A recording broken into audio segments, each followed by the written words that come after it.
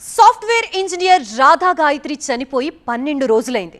ఇప్పటిదాకా ఆమె ఎలా చనిపోయిందన్న దానిపై క్లారిటీ రాలేదు.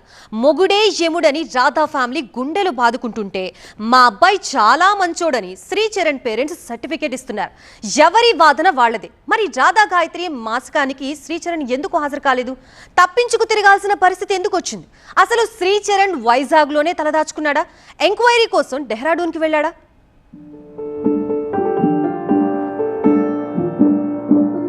మొన్నటిదాకా మా ముద్దు బిడ్డ, మా ఇంటి మహాలక్ష్మి, మా రాధా గాయత్రి సాఫ్ట్వేర్ ఇంజనీర్ అని చెప్పుకొని తల్లిదండ్రులు మురిసిపోయారు. ఇప్పుడు రాధా గాయత్రి లేదు, ఆమె జ్ఞాపకాలే మిగిలాయి.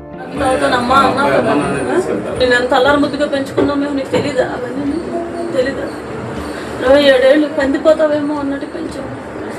ఇవాళ ఇదేంటి, నువ్వు ఎక్కడికి వెళ్ళావు? నేను ఎందుకు డౌన్ ఫాల్ చేశాడు వాడు? తిండి నిద్ర ఆరాలు మానేసి న్యాయం కావాలి గాయత్రి, న్యాయం కావాలి. ఎక్కడున్నావమ్మా? ఎక్కడున్నావమ్మా?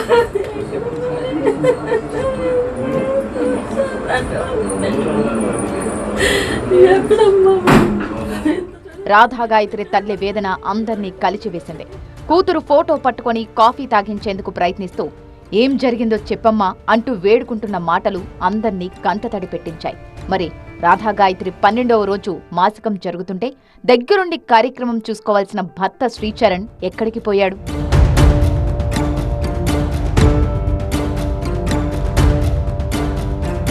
We were the happiest people on earth. We were on cloud 9.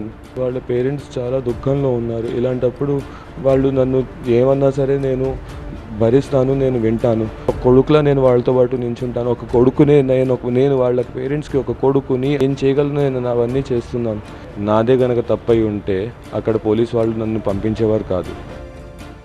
Innocent voice తో డీసెంట్ కుర్రాడిలా కలరింగిచ్చిన శ్రీచరణ్ ఇప్పుడెక్కడున్నాడు? వైజాగ్లోనే ఉన్నాడా? ఫోన్ స్విచ్ ఆఫ్ చేసి అజ్ఞాతంలోకి వెళ్లిపోయాడా? తల్లిదండ్రులు మాత్రం డెహ్రాడూన్ వెళ్లాడని అంటున్నారు. పైగా అతనికే పాపం తెలియదని కితాబిచ్చారు. తన మీద మర్డర్ కేసు వేశారు. ఒకసారి అడ్వకేట్ని కలవాలి కదా, తను చెయ్యనప్పుడు అడ్వకేట్ని కలవాలా అవసరం లేదు, అలా కలవకూడదండి. తప్పేమైనా ఉందా?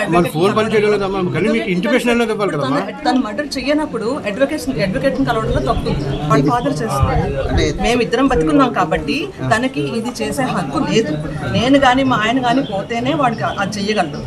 కాబట్టి అప్పటిదాకా మా ఆయనే చెయ్యాలి. As a matter of fact forensic report రావాల్సి ఉంది, పోస్ట్ మార్టంతో కలిపి రావాలి. అది వస్తే దేనికది సపరేట్ అవుతుంది. అప్పుడు శ్రీచరణ్ దోష కాదా అనేది మనం అప్పుడు నిర్ణయించాలి. అప్పటిదాకా వాళ్ళు మాట్లాడుతున్నారు అంటే సహజం. ఎవరి కడుపు మంట వారి. మనకు ఆకలిస్తే మనమే భోజనం చేయాలి, పక్కవాడు భోజనం చేస్తే మన కడుపు ఉండదు కదా. ఇది అలాంటిది. ఏవోకి మనం చెప్పలేం కదా, ఇన్వెస్టిగేషన్ ఆఫీసర్కి మనం చెప్పలేం కదా, 2 రోజులు ఆగా మావాడు వస్తాడని చెప్పలేం కదా. వీఆర్ నాట్ సపోజ్ టు చేయలేం కదా. అప్పుడు చెప్పాను, నువ్వు వెళ్ళినా పర్లేదు, నువ్వేమి చేయలేవు, చూడటమే కదా, అది నేను చేస్తాను, నేను చూస్తాను, నువ్వు వెళ్ళు అని చెప్పి నేను పంపించాను. వాళ్ళకి కోఆపరేట్ చేయడం ఇంపార్టెంట్, కానీ అప్పుడు మనకి ఇవన్నీ అడ్రావు కదా. He has to prove that he is innocent. అది ప్రైమ్ థింగ్ కదా, అందుకని వెళ్ళాడు.